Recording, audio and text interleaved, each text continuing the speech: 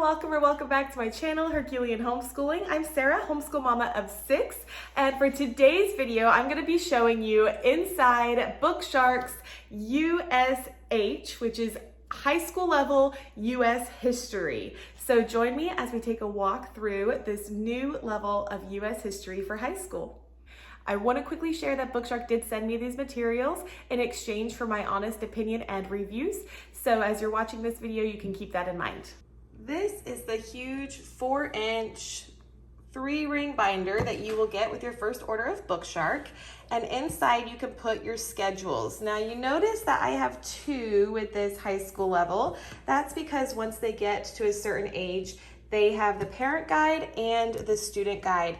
And so you will be using as the instructor, the parent guide obviously, and then your student gets their own binder that I lovingly call the Big Mama for their student guide schedule. I do not keep my daily, weekly schedules in this big thing. I think this can be very intimidating, even a high schooler to look at. And so I usually get a smaller 3-ring binder and put about 4 weeks. I'll grab the first 4 weeks, put it in that binder, and then switch it out as we finish it. We're gonna start with looking at the parent guide. I will be showing you guys the student guide second. You can pay to have BookShark put this together for you, but it's super simple to do it yourself. So I would just recommend saving yourself $50. That's what the cost of it is at the time of this video. Instead of paying for that, just do it yourself. Here is section 1, and right away you have your table of contents. So if you need to know, hey, where do I go to find the book list, or what maps am I using, you can just go to your table of contents. It's super helpful. Then the quick start, there's full directions at the back in section 4, but if you are just ready to go, you can get your instructor's quick start there. And then section 2 is the actual schedule and notes. And FYI, the schedule for any level is available for free on their BookShark website. So go to bookshark.com. I will have that website down in the description box, so you can go find any level you want for free the first 3 weeks. All right, so here's our example of week 1. Again, this is US history. So being literature based, all of these are going to primarily be books. And you're gonna pull the book. They will give you the whole box with all the books in there. You can see my unboxing video here. So you're just gonna go pull the books from your box or your bookshelf, wherever you have them stored that you need for the week. And luckily your student is probably old enough to do this part themselves. On the left-hand side, it has your books for the whole week, and then it tells you day by day what the assignment is. I love, love, love that BookShark does not date it for you. There are some weeks we only get 2 days in, and then there's other weeks where we go ahead and do a 5-day week. We try to stick with the 4-day week schedule, but it doesn't always happen. I can see that I need the Land of Hope book. I have my primary sources in my schedule, and then I need the Mayflower book. So I go to my bookshelf. Here's Land of Hope. Here's Mayflower. So I have the 2 books I need for this week. Then I'm gonna look and see each day what pages it has assigned to do, or chapters. So you can see with our Land of Hope, we're going to do PP, XI through XIV. So I would just open up my book. And this is all in your student guide as well. So your student will be able to just easily open and go to the right page. Okay, so we have XI through XIV. So they're going to be reading that section. And this book is actually fantastic, you guys. I've been reading it myself too, and it's amazing. It makes a huge difference in the understanding of US history. And then after they read that background information, this is always a nonfiction, their kind of core books up here. Then they're going to get into their historical literature. Now this particular one is also nonfiction. There are other historical fictions, realistic fictions that go with the time period, things like that. So it says that they're going to be reading the preface through chapter 1, which is page 17. So they would just start at the beginning and then read through chapter 1.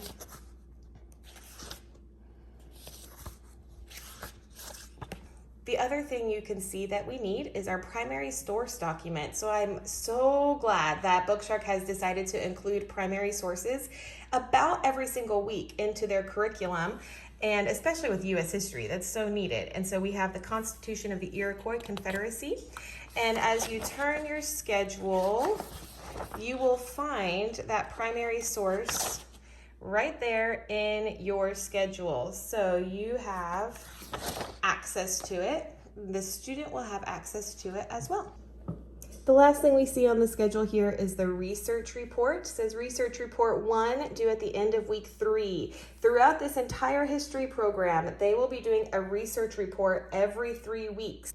There will be different kinds of research reports throughout the year, so it's not like they're getting bored doing the same thing over and over. So that is your basic overview of the whole week, and then it gets broken down even more for you as the instructor. So day 1, it's going to give you background information about the book. It's going to give you vocabulary things. Now these vocabulary words are also in their student guide, but it might be a good idea to go over it with them, because if they don't have this vocabulary, it might be difficult to read some of the books. And then it gives you discussion questions and the answers. Let's be honest, there are a lot of books that my kids have time to read that I just don't have time to get to. And so I love that it gives us the answers here. And that way I can know if we're on the right track, if my student understood what they were reading, if they even did their reading. And so it will do the same thing with the Mayflower book. Gives you discussion questions to go over with your student. Then it's going to talk about that first research report that's going to be due at the end of week 3.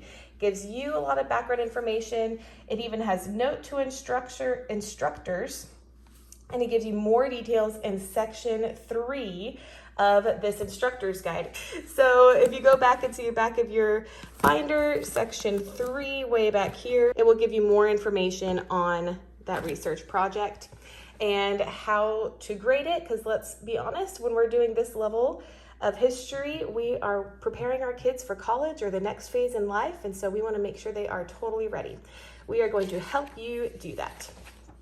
All right, so we're looking at day 2.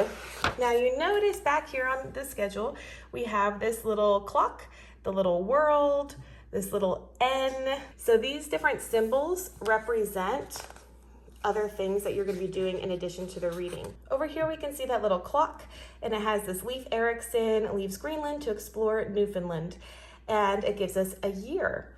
So this little clock means to take out your timeline book. Here is your timeline book, and this one is, they redid it. I actually really like how they have the blue now, and it's a really strong cover. And it used to just be like this cardstock thing. So I'm glad that they've changed it. So for our timeline, for the younger kids, they actually have stickers. For the older ones, they're gonna be writing it in themselves. So I'm looking for 1000 CE. So I'm just gonna go to my timeline book, and I can find 1000 CE. And I would write in here, Leif Erikson found Newfoundland. And so as they are going through this program, they're going to be adding more and more and more to their history timeline. And it's really cool when you see stuff that's happening at the same time. And then I love this timeline book because it's not some huge timeline on my wall that's taking up space and stressing me out because it looks cluttered. We can close up the book and put it away. Take it out next time when we're ready. So I do love that timeline book. These world symbols represent your map work. So the geography is also included in this history program. and it will give you maps at the beginning of each course if it's specific to the course. But then with your very first order of BookShark, you're also going to be getting a markable map. So the markable map is a one-time buy. It's fully laminated. It has the US on one side and the world on the other side. So it'll tell you on the map where to be looking. You have your coordinates and everything. They also give you wet erase markers so you can have your student actually draw and write and fill in the map, and it's not going to come off except for with water. So that makes a huge difference. And then you can just fold your map up and you are ready to go. So you'll do your map work here to go along with that history. And then we just have the same kind of setup for every single day. It gives you the book, the chapters, if there's vocabulary, it gives you discussion questions with answers, your timeline and map work, and all of that there, followed again by the primary sources that they will need for the week. Let's take a look at the student guide now and see how that compares to the parent guide. You'll notice it's the exact same list on this side. They go pull those two books. They have their primary sources. They see that they have a report due. We come down here, it gives them their vocabulary for the book, and it gives them discussion questions that are in your book. Yours have the answers, theirs do not. So what I will often do with my kids is I will have them write this out or type it out. And so they can type up their question, they can type up their answer, then I'll come check it or they email it to me or however you want to do it. And so they'll just respond to these and then we will discuss them. So if you want to add that extra written element, or you can definitely do it more Socratic circle-like, where you are just having the discussions together and not expecting them to fully write it out. Then they're going to come over here, do the same thing with their reader. And then it's going to tell them all about their research project and what they're going to be looking for. And then they're done. And a lot of times I will have my kids come back and check it off once they've done it. Then they'll go on to day 2. You have the same setup. And this has worked so well with my family just because we know exactly what to do. They know, open their schedule, see what comes next, and check it off once it's done. And then I will come confirm that it is done. So there's day 3 and 4. And then they again have the copy of the primary sources in their own schedule. So you get a copy and they get a copy. And then move on to week 2.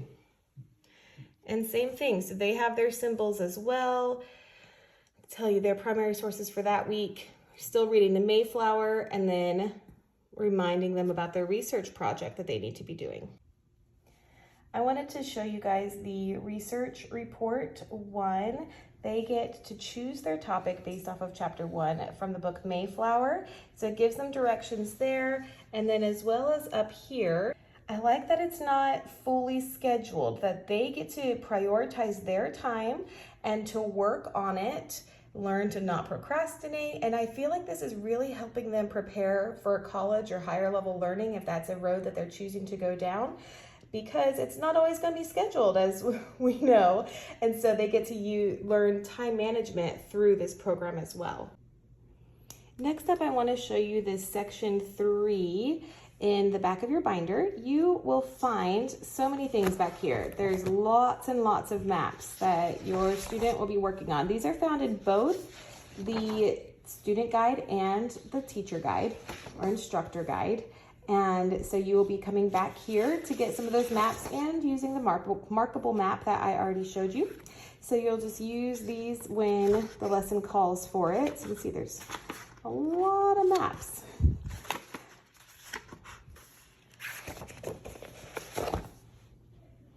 Then this is going to be going with our primary source document questions. So as they're reading about that Iroquois document that we were looking at, they give you different discussion questions, and then you can date when you guys discussed it. Since in the schedule, it has one primary document for the entire week, you don't necessarily have to do it on day 1, or day 2, you get to pick. And so once you guys have done that, you're just gonna track it here to remember that you have done that.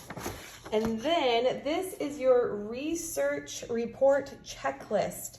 Again, all of these are found in both the student guide and the instructor's guide. And in here, this is super helpful, especially if you're not really confident grading upper level assignments that are essays or research projects or things like that. So I use this a lot with my kiddos. So it tells you which research report it is and what week it is due. So throughout the entire year, they will be doing a total of 15 different research reports. And again, each week that those will all be due. Then you're just gonna check it off or give it a score, 1 to 5, or however you wanna do it. I usually just check mark it and go through and see how they did. I give it like a check plus, a check minus, or a 0. So, you know, elementary school reminders there. So you could just go through and see exactly what was needed, because you could tell what was not needed were the shaded spots. So that first research project, they don't need a visual or web-based presentation. That doesn't come until week 10. So you're not going to need to give them a check for that. So then you'll go through each of these. It continues on the other side. So all the things that you are looking for. Over here, we also have our U.S. President's Notebook templates. They will be learning about all the various presidents throughout this course. And section 4 is specifically for anyone that's a new user with BookShark. If you've been using BookShark for a while, then this will probably be a section you won't look at very much. But if it's your first year, first semester using BookShark, then it has some really, really helpful information back here. With BookShark being a literature-based curriculum, there are a ton of books that your student will get to read. And I want to show you guys those books. I'm just going to hold them up. This is the order that they are in on the book list. So the first one, Land of Hope, that we kind of looked at already. This I feel like is their core spine book. They're going to be reading little parts of this every day for pretty much the entire year. And then their other readers are going to go along with what they're reading there and really bringing that history to life and what it was like to live in that time. Their first book, as you guys know from week 1, is Mayflower. This is a nonfiction book using a lot of primary sources. The book after that is Guts and Glory. This one is a super fun book my kids really enjoyed. I will say that BookShark does a good mix of higher level reading and then pulling it back a little, maybe upper middle grade like this Guts and Glory. There's pictures, it's a little bit bigger writing and things. I really like that they do that because then it's not bogging my kids down with heavy novel after heavy novel. So I think they purposely kind of mix it up a little bit. I know some people have looked at the book list and they're like, my kids are reading that in 7th grade or whatever, and now they're in high school, and it's like, yeah, because they need a little break sometimes. So the next book on the list is No Fear, the U.S. Constitution and Other Important American Documents. So this one really breaks down those primary sources for them and puts it in a way that they can understand, while also helping build their understanding of the original primary resources. We're not dumbing anything down. Thomas Jefferson is next. Thomas Jefferson and the Tripoli Pirates. So sorry if I mispronounced that. Doing my best. Then it's Which Way, Wild West. I don't know if you guys have used these Which Way books before. They're pretty cool. Here's another one, Two Miserable Presidents, the amazing, terrible, and totally true story of the Civil War.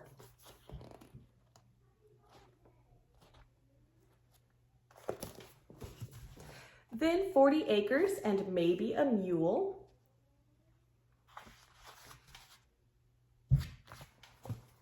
I love this next book. Iron Rails, Iron Men, and the Race to Link the Nation.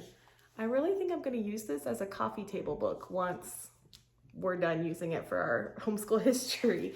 The pictures are just gorgeous. And it's a hardcover, has that dust jacket on there. It's so cool. So I love that they included this book. Mama's Bank Account, Bread and Roses 2, Esperanza Rising, The Grapes of Wrath, Finding Langston, and The Watsons Go to Birmingham. So those are all the books that they're going to be getting in this level. They also have USL, which is US literature, that goes along with our US history. So I will be making a separate video to show you guys the US literature portion for high school. This again was just the history portion. I would love to hear in the comments which of those amazing books looked like one that you would definitely want to read and that you'd be excited to read with your family. I hope these videos have been helpful with getting an inside look at BookShark's history curriculum for high school. If you have any comments, questions, anything like that, please comment down below. I'm happy to answer those and help you guys in any way that I can. We have fully loved our journey with BookShark, and I love talking to other people who either love BookShark or are interested in it or have questions about it. So feel free to comment down below, give this video a like, subscribe to my channel here, and I will see y'all next time. Bye.